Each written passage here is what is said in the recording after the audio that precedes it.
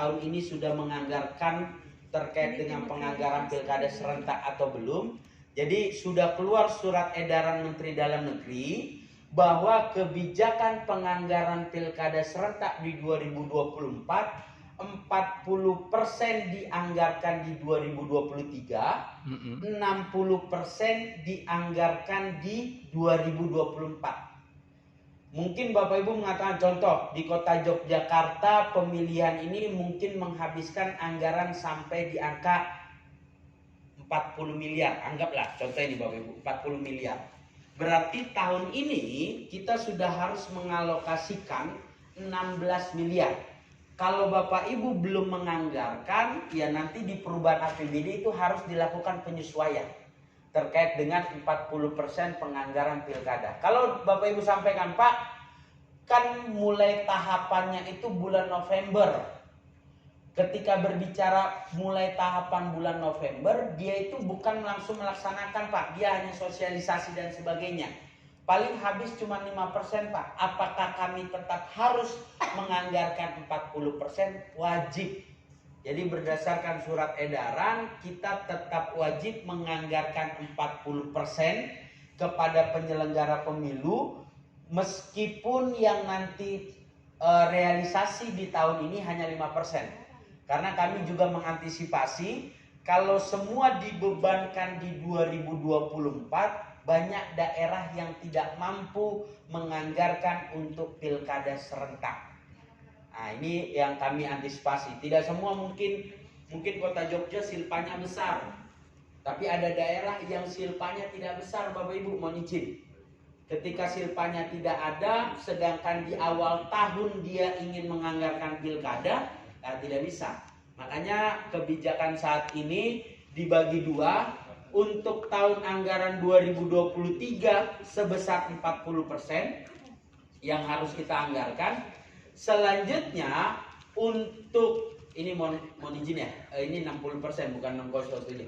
Jadi untuk 2024 dianggarkan 60% dari besaran total dana hibah yang disepakati bersama. Ini juga yang seharusnya boleh Bapak Ibu ingatkan kepada teman-teman pemerintah daerah untuk berkoordinasi kepada teman-teman provinsi. Mana yang ditanggung oleh pemerintah provinsi, mana yang ditanggung oleh kabupaten kota. Contoh panitia di KPPS-nya ini mungkin ditanggung oleh provinsi, sedangkan yang lainnya itu ditanggung oleh kabupaten kota. Itu yang harus dipilah-pilah.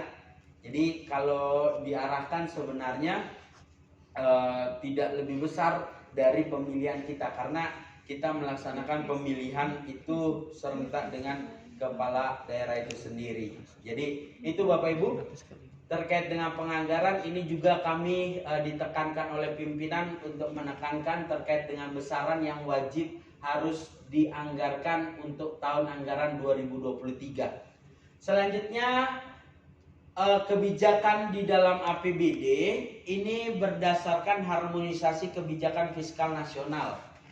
Nah, jadi ada beberapa catatan Bapak Ibu di pemerintah pusat sebentar akan menyusun peraturan pemerintah tentang harmonisasi kebijakan fiskal nasional yang antara lain akan menetapkan penyelarasan kebijakan fiskal antara pusat dan daerah pasca Undang-Undang 1 tahun 2022, bukan hanya yang berkaitan dengan pajak daerah dan retribusi daerah, tetapi juga berbicara terkait dengan alokasi dana yang bersifat dari pemerintah pusat kepada pemerintah daerah. Yang kedua, penetapan batas maksimal defisit.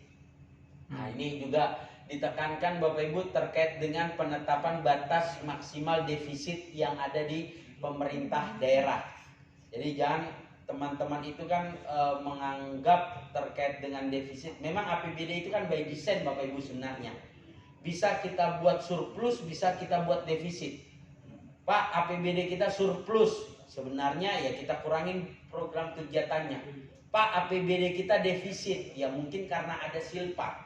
Nah, tetapi ini tetap harus ada nanti penetapan batas maksimal defisit. Pengendalian kondisi darurat. Ini waktu seperti COVID Bapak Ibu, apalagi juga kita saat ini sudah mengalami terkait dengan inflasi, sekarang juga tetap harus ditekankan bagaimana terkait dengan inflasi itu sendiri. Selanjutnya yang keempat, ini yang tadi saya katakan, belanja pendidikan dan belanja kesehatan ini sudah firm di dalam undang-undang, tetapi penyelarasan dalam harmonisasi kebijakan fiskal untuk belanja pegawai. Nah, ini mungkin di 2022 kemarin juga kami sampaikan bahwa penetapan belanja pegawai itu diharapkan 30%. Makanya nanti teman-teman pemerintah daerah itu harus membuat roadmap terkait dengan bagaimana sampai di 2027 bisa nggak kita membuat yang namanya belanja pegawai itu sampai menurun di angka 30%. Karena kami sampaikan Bapak Ibu, dari proses penerimaan pegawai saja saat ini memang dibatasi, karena apalagi kita sudah masuk ke tahap yang namanya digitalisasi Bapak Ibu, sehingga kalau kita berbicara terkait dengan belanja pegawai, bahkan tadi saya di perjalanan pas baca bahwa penerimaan jabatan pelaksana itu dikurangi saat ini karena sudah masuk ke dalam tahap yang namanya digitalisasi. Jadi tidak perlu lagi terkait dengan banyaknya pegawai, tetapi tidak ada tupoksi yang jelas dan sebagainya. Makanya ini juga dalam rangka menekan belanja pegawai. Dan juga terkait dengan belanja infrastruktur yang selama ini kita anggap tidak ada lagi persentase belanja infrastruktur. Saat ini di dalam Undang-Undang 1 tahun 2022 itu juga sudah ditekankan bahwa belanja infrastruktur diharapkan 40% dari APBD itu sendiri. Jadi ini juga yang harus ditingkatkan, diturunkan belanja pegawai, selanjutnya alokasi tersebut dalam rangka meningkatkan belanja infrastruktur itu sendiri. Selanjutnya dana abadi daerah, ini kami contohkan saat ini pasca Undang-Undang 1, teman-teman pemerintah daerah dalam hal yang memiliki pendapatan asli daerahnya yang besar, dia dapat membentuk dana abadi. Jadi dia konteksnya ada dua Pak. Kalau dana cadangan itu kita sudah tahu. Kita buat dana cadangan untuk kita pakai pemilu. Jadi kita sudah tahu nih kapan direncanakan. Tapi kalau dana abadi ini sebenarnya bagi daerah-daerah yang pendapatan aslinya besar atau dana bagi hasilnya besar, bingung dia mau melaksanakan kegiatan apa karena sudah mungkin terpenuhi, dia buatkan dana abadi yang bisa dipakai mungkin 5, 10, 15 tahun ke depan. Jadi ini ada salah satu daerah contoh kayak Bojonegoro ya, yang memiliki dana bagi hasil besar, dia ingin membuat yang namanya dana abadi. Nah, jadi ya memang dana abadi ini digunakan nanti untuk apa ya, regenerasi selanjutnya lah. Nah, tetapi ya ini juga yang harus dilihat ya, jangan sampai kita sudah, ini kan sama kayak seperti kayak model-model apa deposito dan sebagainya, kita jangan sampai menginvestasikan tetapi sebenarnya urusan wajib kita juga masih banyak yang terbengkalai. Ini juga yang harus dilihat proporsi terhadap dana abadi. Selanjutnya sinergi pendanaan. Nah, ini yang kedua Bapak Ibu, daftar inventarisasi masalah yang kita buat di dalam rancangan penyusunan APBD untuk 2024 kebijakannya. Boleh Pak, silakan Pak.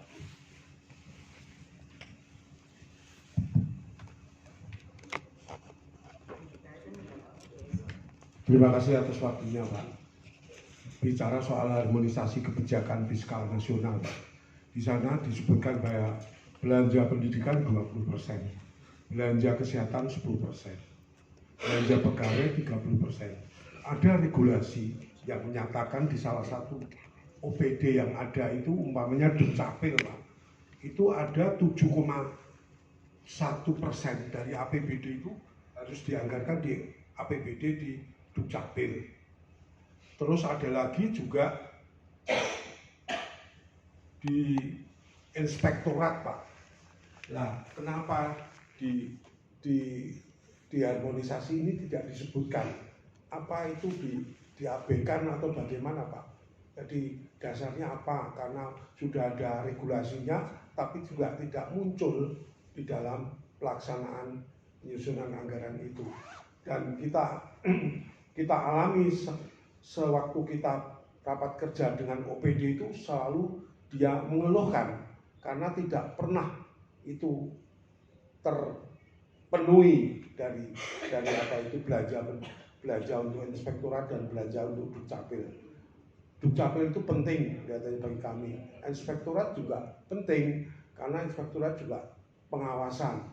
Otomatis kalau itu dananya juga tidak terpenuhi, otomatis juga kinerjanya akan juga lemah. Nah ini Pak, yang kami tanyakan dua hal itu yang perlu mendapat perhatian. Bagaimana caranya untuk bisa itu memasukkan. Kalau kita bicara dengan TAPD selalu mengatakan bahwa mereka itu eksekutif selalu mengatakan disesuaikan dengan keuangan daerah. Itu alasan dari klasik sejak dulu apa saja yang kita usulkan oleh Dewan itu selalu mengatakan bahwa karena keuangan daerah belum mencukupi. Nah ini kadang-kadang kita juga, dan ternyata di dalam akhir tahun silvanya banyak. Nah ini kita kan bingung. Apa ya, eksekutif itu memang punya perencanaan untuk membuat silva. Artinya kadang-kadang kita juga kegiatan, umpamanya kita di Dewan ini poker banyak, tidak pernah terserap Pak, dari tahun ke tahun tidak pernah terserap. Tapi lagi-lagi nanti di hitungan terakhir itu silvanya juga banyak, hampir sampai 300-an. Nah ini kan juga kita kadang-kadang sebagai legislator itu piye toh harusnya. Kadang-kadang kalau kita keras ya nanti bagaimana, kalau tidak keras kadang-kadang eksekutif juga saingannya saja. Terima kasih Pak. Oke, tes ya. Pertama terima kasih Bapak atas pertanyaannya. Terkait dengan penyelarasan ini sebenarnya hanya antara lain sebenarnya Pak. Tetapi kalau di dalam pedoman penyusunan APBD itu sudah ditekankan setiap tahunnya berkaitan dengan penganggaran inspektorat. Tapi kalau Dukcapil saya belum tahu Pak. Ada terkait dengan diatur di mana ya? Di Permendagri Pak. Lupa saya nomornya.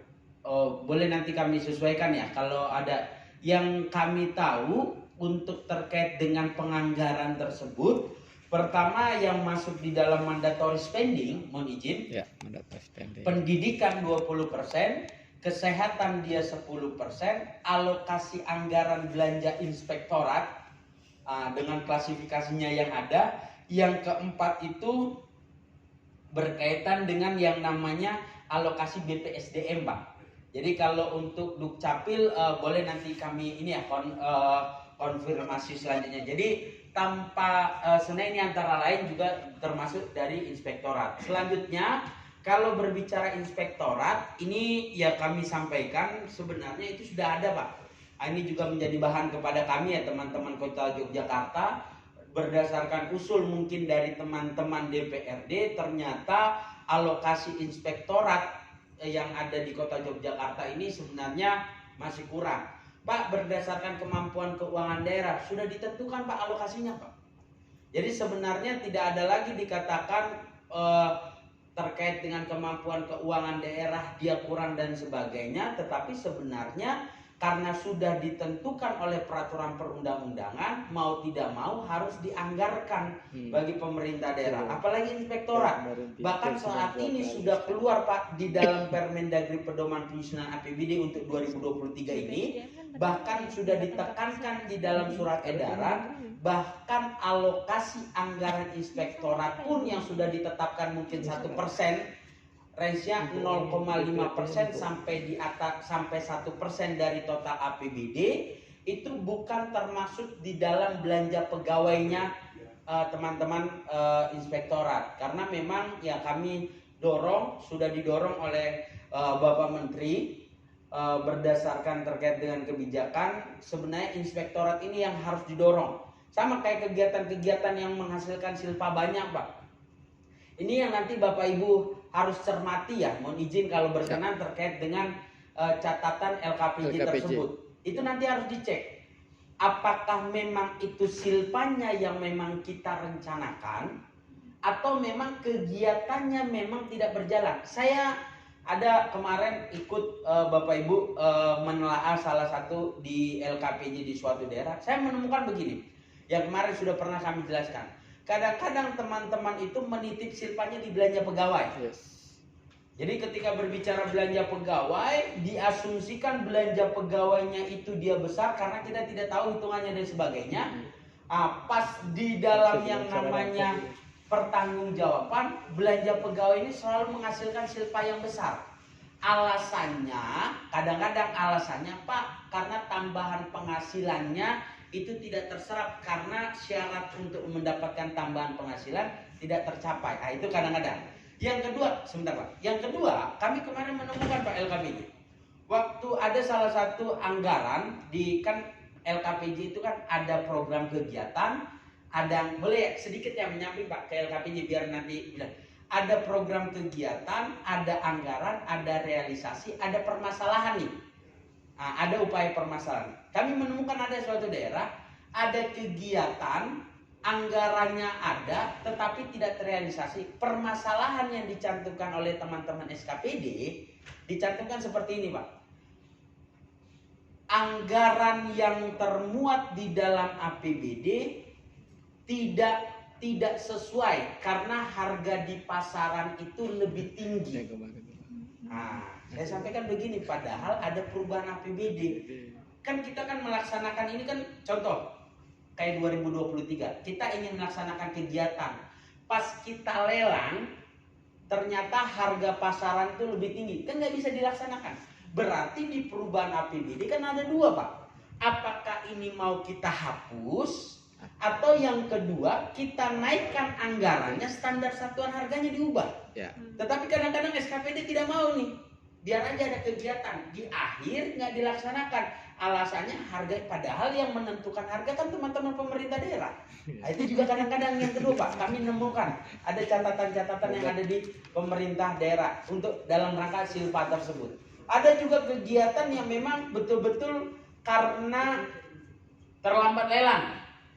Pak, lelangnya terlambat. Jadi begini, pas kami menemukan ini di suatu daerah sih Pak. Mudah-mudahan tidak ada di kita. Tapi ada permasalahan begini. Waktu lelangnya itu masa pekerjaan itu melebihi dari tahun anggaran. Nah, ternyata pas kami cek bahwa ada kegiatan pembangunan butuh kegiatan waktunya itu 5 bulan. Ternyata baru dilelangnya di bulan 8. Nah, berarti kan salah juga. Salah juga dalam proses lelangnya. Lelangnya lama di akhir-akhir tahun. Kalau bulan 8 di kita lelang, jarak waktunya 5 bulan, kan sudah di Januari. Sudah pasti nggak bisa Pak di dalam APBD. Tetapi dia sengaja. Nah, ini kan yang juga yang harus dicek. Makanya kami juga izin biar sekalian Pak. Pak Menteri selalu mengatakan, Pak Presiden, target triwulan ini harus 25% Pak. Makanya teman-teman komisi pun sebenarnya harus melakukan rapat kerja Pak dalam rangka penyerapan anggaran ke teman-teman SKPD. Kalaupun ada kegiatan, kan kita fungsi pengawasan Pak. Kalaupun ada kegiatan, ini boleh Bapak Ibu sampaikan. Kapan ini mau dilaksanakan, kapan ini mau dilakukan lelang. Kalau tidak lelang ini, kenapa tidak lelang dan sebagainya. Jadi kita tahu menjadi bahan kita nanti waktu perubahan APBD. Jangan ujung-ujung di perubahan APBD ya karena waktunya mepet ya Pak ya. Waktunya mepet ya kadang-kadang ada kegiatan yang memang sudah pasti tidak dianggarkan,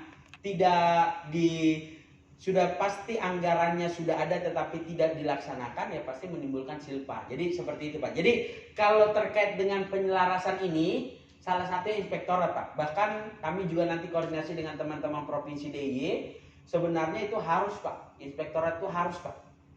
Nah, sudah ada surat edaran, bahkan di peraturan menteri pun kami selalu mengingatkan. Pak, kenapa sih Pak butuh terkait dengan inspektorat? Bapeda itu hanya mereview RKPD. Teman-teman BPKAD hanya mereview RKA dan APBD. Tapi teman-teman inspektorat itu mereview semuanya, Pak. Bahkan ketika kita ingin menggunakan dana BTT pun harus ada review inspektorat, betul nggak? Jadi tugasnya sebenarnya banyak. Makanya kalau saya saran ya, Bapak Ibu boleh, saya tidak tahu apa permasalahan di Kota Jogja. Kalau ada SKPD ragu atau yang penyerapannya rendah karena keraguan-raguannya, minta pendapat Pak juga kepada teman-teman inspektorat. Jadi biar tahu, Pak, kami melaksanakan kegiatan ini, takutnya ada dampak hukum. Koordinasi dengan teman-teman inspektorat. Kenapa? Karena anggaran inspektorat pun sudah diberikan. Pertama dari sisi tambahan penghasilannya untuk per orangnya, yang kedua dari sisi organisasinya. Di aturan Permendagri Pedoman Penyusunan APBD kami sudah jelaskan bahwa dari sisi tambahan penghasilan, inspektorat itu di bawah sekda dan di atas kepala perangkat daerah lainnya. Dari sisi alokasi anggaran itu sudah ditentukan peraturan perundang-undangan dan wajib, Pak. Jadi terima kasih masukannya, nanti kami juga coba koordinasi terkait dengan Kota Yogyakarta kalau merasa anggaran inspektoratnya sebenarnya harus dipenuhi, Pak, terkait dengan hal tersebut. Jadi sebenarnya ini antara lain, Pak, tetapi di dalam pedoman penyusunan pun sudah masuk seperti itu. Silakan, Pak. Ya.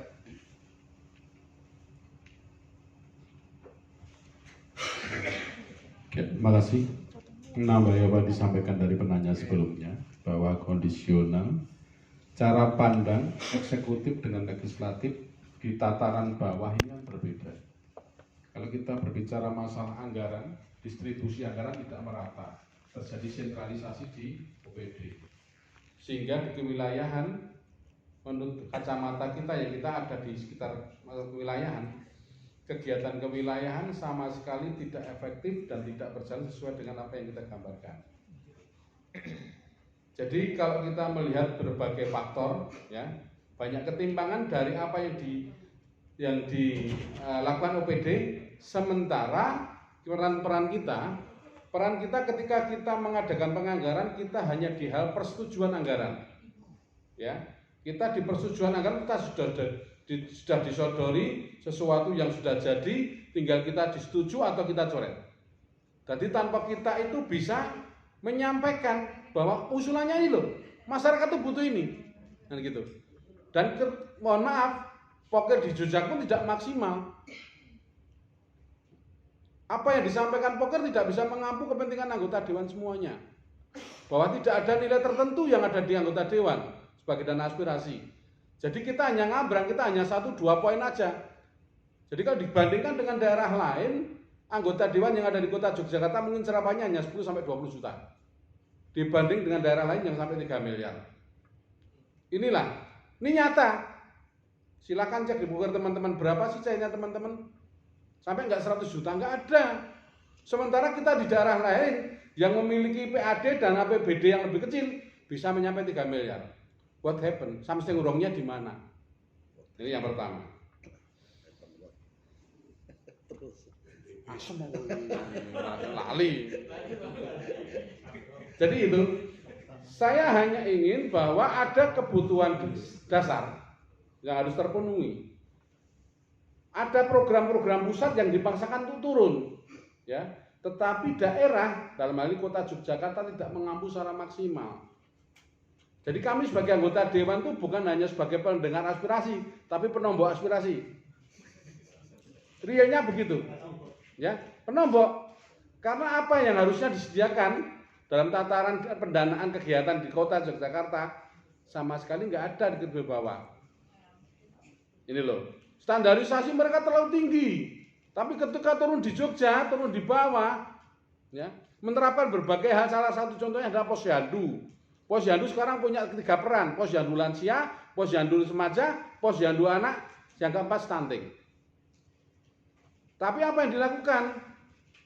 Justru kader-kader posyandu kepingin melaksanakan posyandu dengan baik, dia harus bandingan. Ya, kalau dia bandingannya sudah terbatas mentok, ya dodok dewan, Mas. Ini dan standarisasi misalnya seperti timbangan yang standar topo apa gitu, udah 16 juta. Dan itu di kelurahan hanya ada 1 dipinjam oleh beberapa kelompok. Ini kan kota macam apa sih? Ini kota kentir ini. Lah timbangan aja nggak punya kok dipinjam. Sementara mengajukan posyandu, timbangannya gantian. 1 hari dipakai 10 posyandu. Wajar nggak? Kota yang dedikasinya anggarannya adalah tinggi, ya, baik. Tapi pelaksanaan di lapangan seperti ini loh. Karena adanya sentralisasi anggaran di tengah, DOPD. Gitu loh. Yang kedua, leading sektornya juga aneh-aneh. Dulu di dinas kesehatan, sekarang pindah di perlindungan anak dan perempuan, pindah lagi lah, ini leading sektornya aja menentukan leading sektor nggak mampu, gitu loh. Ini yang menjadi catatan kita di Yogyakarta, ya. Jadi kita itu benar-benar kaget kota yang seperti ini, yang katanya baik tinggi, ternyata di lapangannya amburadul, ya. Ini karena saya melihat makanya kita banyak belajar ketika kita kunjungan kerja, kita membandingkan, ternyata yang luar biasa di Jogja itu adalah otaknya buruk. Otaknya buruk. Kenapa? Kalau orang lain berpikir 3 miliar itu dana aspirasi, pemerintah kotanya berpikir bahwa eksekutifnya berpikir, toh itu nanti tetap dilaksanakan pembangunan, walaupun merupakan aspirasinya dewan. Tapi wujudnya di lapangan pembangunan. Tapi tanyalah dari kota Jogja, apa yang terjadi? Begitu nanti dana aspirasi, akan muncul korupsi dan lain. Udah otaknya buruk dulu. Makasih. Ya, terima kasih Pak. Luar biasa. Ya, Mungkin Mas Aji mau nambah? Oh, lanjut. ya, pertama memang ini yang sebenarnya harus disinergikan ya. Jadi kami sudah memotret Pak apa yang disampaikan oleh Bapak ketika kita berbicara terkait dengan alokasi, berbicara yang namanya penyampaian pokok-pokok pikiran DPRD. Kami menyampaikan begini, memang berbicara terkait dengan penyampaian pokok-pokok pikiran DPRD itu bukan dalam bentuk nominal uang. DPRD tidak mengusulkan yang namanya nilai uang, DPRD tidak mengusulkan nomenklatur program, tetapi mengusulkan daftar masalah. Berbicara yang namanya uang itu, standar satuan harga itu kan nanti ditetapkan oleh teman-teman SKPD. Tetapi ini juga yang harus disinergikan dengan yang namanya teman-teman kepala daerah. Kita ini izin ya tanpa mengurangi rasa hormat, sering mengatakan Pak Pokir ini legal atau ilegal. Banyak teman-teman pemerintah daerah mengatakan, Pak, Pokir ini sebenarnya legal atau ilegal. Saya sampaikan, Pak.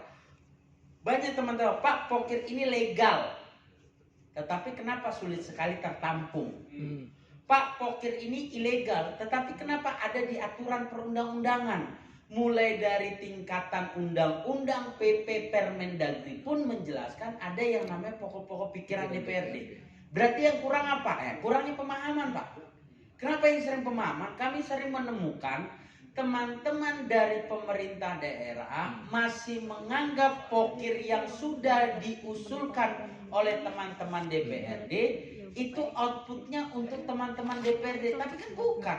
Wujudnya adalah wujud terhadap pembangunan masyarakat. Sama contoh begini. Target pembangunan jalan kita 20 kilo. 10 dari Musrembang, 10 dari Pokir kan sama Pak, untuk masyarakat juga. Kita ini kan melaksanakan kegiatan reses kan, melaksanakan kegiatan reses yang kita undang kan masyarakat Jogja juga Pak. Bukan masyarakat yang lain yang tidak tahu permasalahan di Jogja, masyarakat kita juga.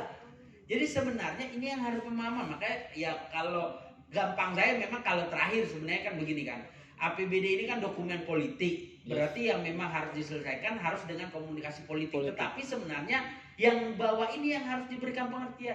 Pokir ini tidak lain. Apa bedanya sama Musrembang, Pak?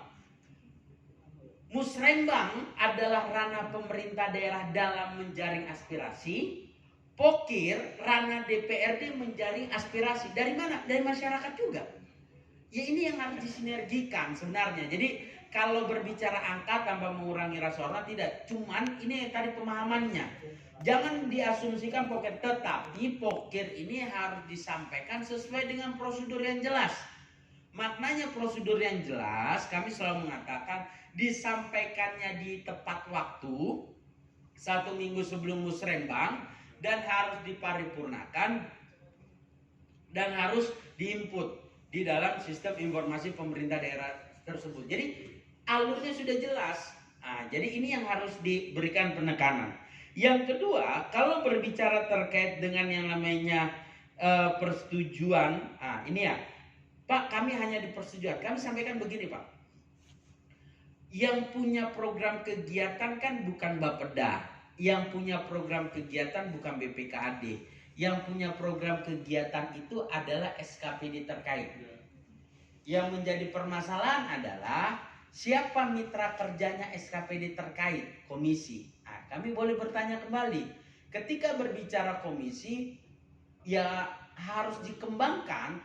Komisi ini harus juga melaksanakan rapat kerja dalam rangka penyusunan dokumen perencanaan Renja SKPD. Saya sudah sampaikan di dalam pasal 15 Permendagri 86 tahun 2017 itu disampaikan dalam rangka penyusunan dokumen rencana kerja SKPD, perangkat daerah itu dapat melakukan koordinasi dengan Bapeda selaku leading sektor dan kepada pemangku kepentingan. Siapa pemangku kepentingan? DPRD. Kita sering sekali tanpa mengurangi rasa hormat menyampaikan pokir kepada teman-teman kepada teman-teman pemerintah daerah sebelum RKPD atau sebelum musrembang selesai. Nanti kita tunggu, ya udah kita tunggu aja di ranahnya kami KUA PPAS. Kalau Bapak Ibu langsung menetapkan waktu di KUA PPAS, nanti teman-teman itu pasti berkelit. Mau nanya, Pak, kalau menambah program itu nggak bisa, Pak, kan tidak termuat di dalam RKPD. Nah, alasannya seperti itu. Makanya di dalam RKPD ini juga kita harus bersinergi, Pak, dengan teman-teman SKPD. Ada kok dasar hukumnya di pasal 15 Permendag 86. Komisi ini yang harus bermitra. Makanya Bapak Ibu jangan anggap begini, Pak, pasca PP 12 tahun 2018 tentang tatip DPRD, bahwa komisi ini dikerdilkan karena waktu KUA PPAS komisi tidak dilibatkan dengan SKPD terkait. Padahal sebenarnya ditarik nih kewenangan komisi waktu menyusun program kegiatan. Makanya Bapak Ibu nanti berdiskusi, apa kegiatan di SKPD X, apa yang mau dianggarkan. Nah, kenapa jalan itu dianggarkan, kenapa tidak jalan? Itulah beradu gagasan, beradu debat, beradu data pada saat penyusunan dokumen rencana kerja. Ada, Pak. Makanya contoh begini, RKPD ini kan nanti ditetapkan bulan 6 bulan 7, Pak. Musrembang sudah selesai.